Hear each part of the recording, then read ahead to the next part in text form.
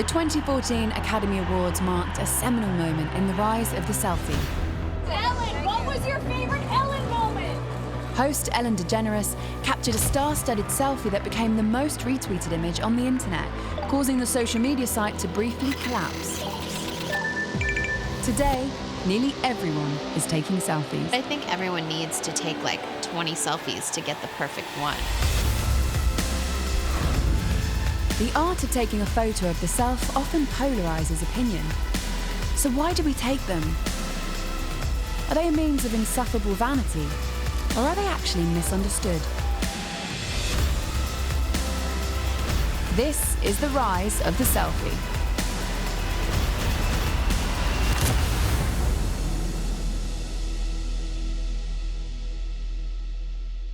Hey, Paris, you look gorgeous. Paris Hilton claimed to have invented the selfie in 2006. 1 second, Paris. One more here, please. However, she was late by nearly 150 years.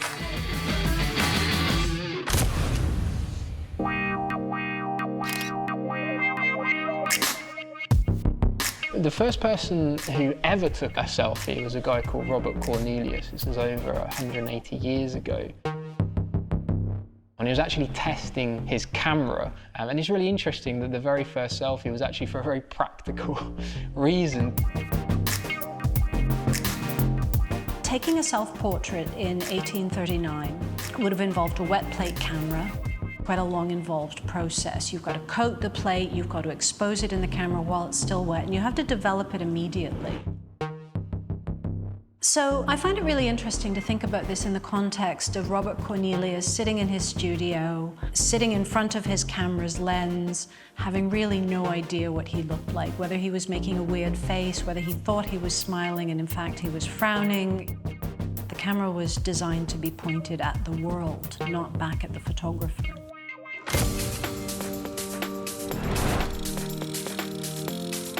The Kodak Brownie was the first easily portable camera. A lot of early advertisements for the Brownie showed women holding it like that, close to the chest. So certainly the earliest portable cameras weren't particularly well designed for taking selfies. This didn't stop 13-year-old Anastasia Nikolavina, who cleverly used a mirror to become one of the first teenagers to take a selfie in 1914. It wasn't until 1920 that a selfie was taken at arm's length. The antediluvian analog camera was so heavy, it took 2 people to hold it up. The 5 men photographed were from the Byron Company, which is still in business today. It took 50 years to reach the next milestone of the selfie.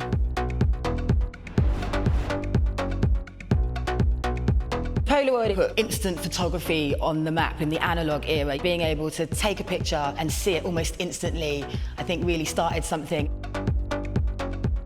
The Polaroid made single-handed portraits quick and easy, and a new medium of self-expression flourished.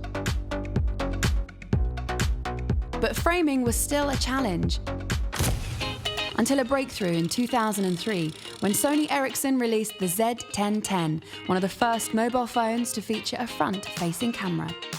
Actually wasn't designed for taking selfies. It was designed for conference calls and things like that. I think it had like 0.3 megapixels, which is, we probably laugh at that now, but at the time, this was, you know, cutting-edge technology. Then came a camera phone for the masses. 6 years later, the iPhone 4 came along. It was a good-looking phone, a great sensor for the time. People were able to view themselves in a different way, and I think that definitely put the selfie on the map. It was actually 8 years earlier that the word selfie first appeared. The word selfie was first used in 2002 on an Australian forum by a chap called Nathan Hope. And he was using the Australian habit of adding IE to the end of words like tinny, bobby, sunnies, and the term stuck. In 2013, selfie had become a common enough term to be included in the Oxford English Dictionary, and it was word of the year. A decade later, the selfie added a new dimension. I remember seeing a selfie stick around 2013 and thinking it was the bizarrest thing ever. I actually thought they had adapted a golf club. It was actually in 1925 when the first selfie stick was used. Arnold Hogg took a photo with his wife Helen on their wedding day. Arnold made history by accidentally leaving the pole in shot. Today, selfies have become so common, it's hard to stand out.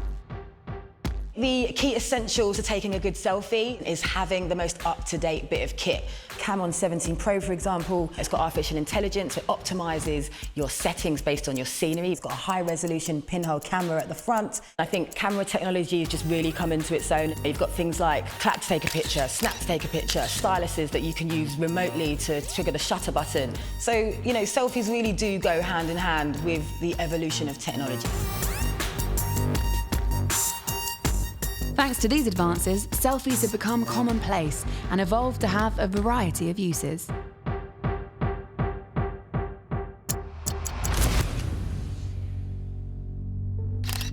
Social media platforms have created a digital stage for selfie takers to accumulate huge audiences and generate new income streams.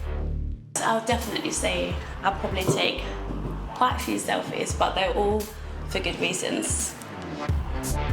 I find myself taking most of my selfies when I'm on set. The last year and a half I've done 2 big campaigns where one was being the model and another part of the job was for me to then post my 4 favourite pictures on my Instagram. So Instagram for me is a massive part of my job, and it's now also led to me launching my own brand. Becoming an influencer can lead to business opportunities previously reserved for celebrities. But celebrities are also using selfies in new ways. And some are more daring than others.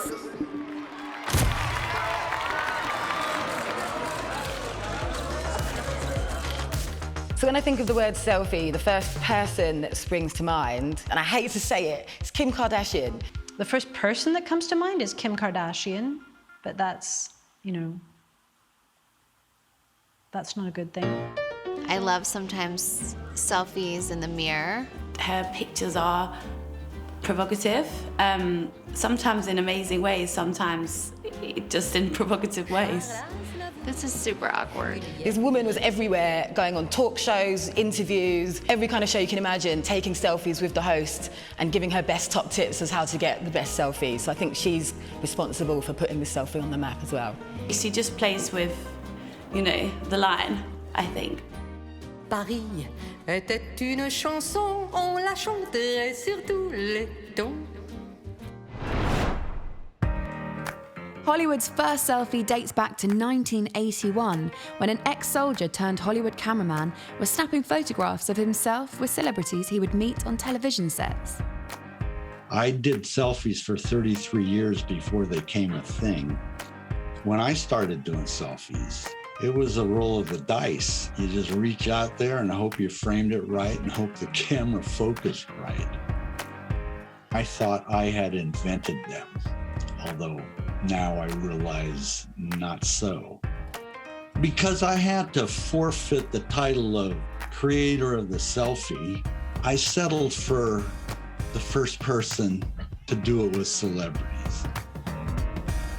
Admittedly, it was a vanity thing for me. I also liked the way celebrities reacted to the way I was taking a picture. I absolutely think that the selfie has made the autograph obsolete. The most famous person I took a selfie with was probably Ronald Reagan, one of the most photographed people on the planet. And he told me I'd never had my picture taken like that before. And I guess that's when I realized, maybe I'm onto something here. I don't know. But not all celebrities enjoyed this take on the autograph. Justin Bieber has said that having selfies taken all the time makes him feel like a zoo animal. So I don't personally understand this obsession with taking pictures with celebrities. I actually think it's an invasion of their privacy, and it's not something I would do. When we share a photo of ourselves with a celebrity online, they function much the same as an autograph would have in the past. So it's not only about capturing a moment to preserve privately, it's really about documenting something as evidence that we were actually in contact with a certain celebrity. Selfies are a unique way of capturing moments in time, but used in excess can be seen as narcissistic, and with technology dominating our lives, we find this line being continually blurred.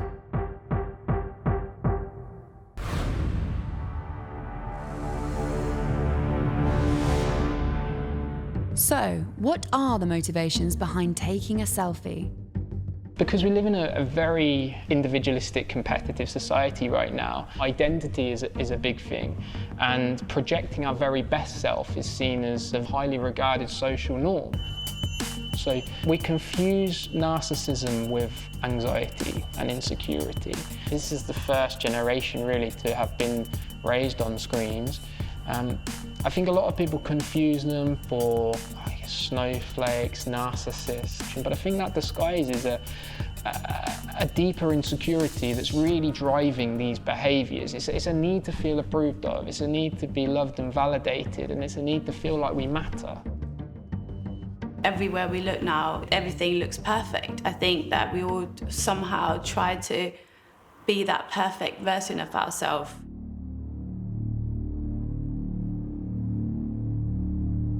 Selfies can be detrimental to our mental health. It's like anything, it's all about moderation. I think if they're taken because we feel the need, we feel a dependency, almost kind of like an addiction really, to putting our best self online every day so that we maintain the likes, the follows, and we don't lose that engagement, then of course you can begin to see how that can really run away with your mental health.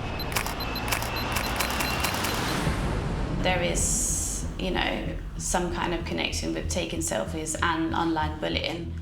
I have had really personal attacks on social media in my, direct messages. But I just try to remember that the most important thing is what my friends and family think of me. Contempt for selfies may well be influenced by the fact that society views them as a predominantly young female creation. I don't think it's a misconception to say that selfies are predominantly female. Certainly the standards by which we judge selfies, the poses, the gestures, those I think are generated and circulated largely amongst a female user base, for sure. I've been on many jobs and on set with male models that's taken just as many selfies as us girls. We all take selfies. So it's relatively common for, say, a father to take a selfie with his young child. Regardless of gender, have selfies become an act of vanity or simply misunderstood? Traditionally, photographs have been understood more as a way of capturing or preserving special moments.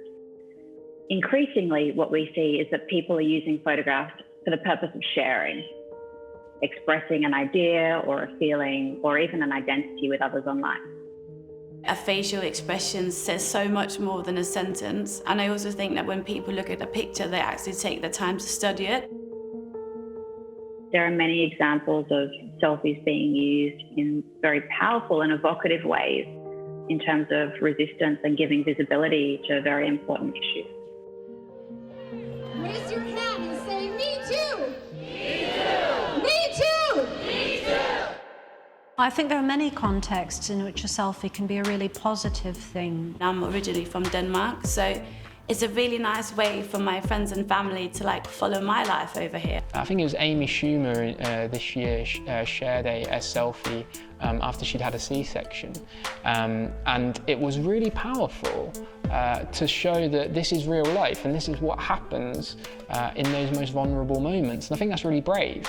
Yes, you can point to the superficial moments where people are clamoring around trying to get in a photo, but you can also point to the really powerful moments that make people think, that make people sit up and reflect on a certain issue.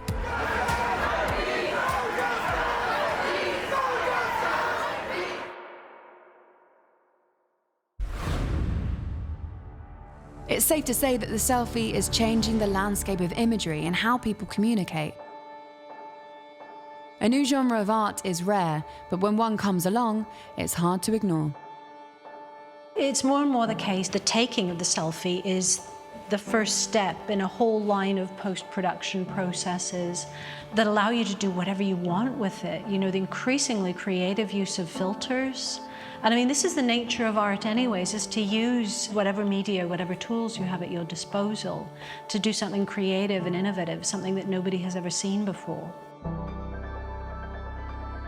For me, I think they've definitely become an art form for the younger generation because it's representative of their culture. Perhaps when we look back at them in 50 years' time, there'll be watershed moments that are captured by those selfies that speak very poignantly to how culture was at that moment in time. Maybe one day there'll be an exhibition of selfies in the National Portrait Gallery.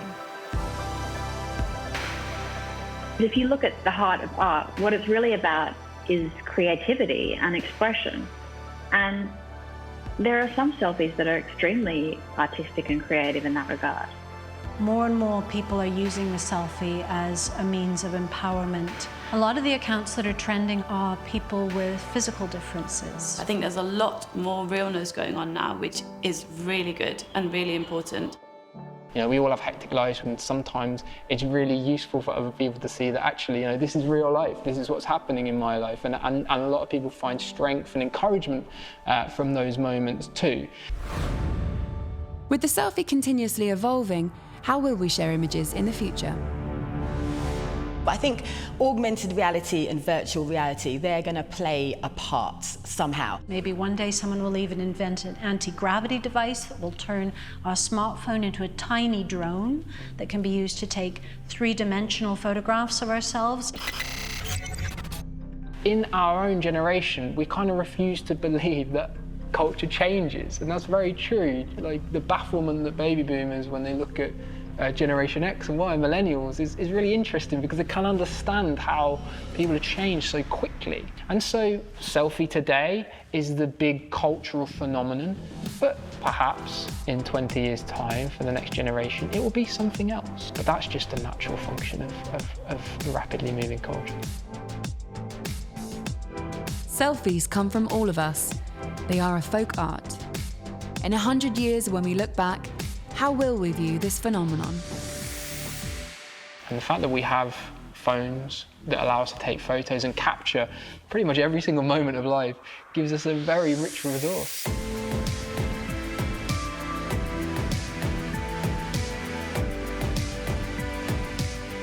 I think selfies, more than giving people a voice, they enable them to be seen. And particularly when someone is trying to express their feelings or their ideas about a political cause, really these can be very powerful modes of resistance.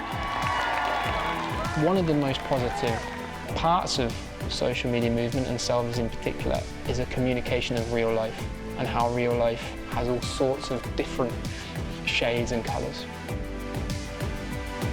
The selfie has become a portrait of life, an original way to capture and share experiences. They have also become a powerful tool to raise awareness for important causes and give a voice to the unheard. In the future, the massive selfies will present an incredible snapshot of society. Imagine looking back 100 years from now and being able to see how culture has evolved from one trend to the next.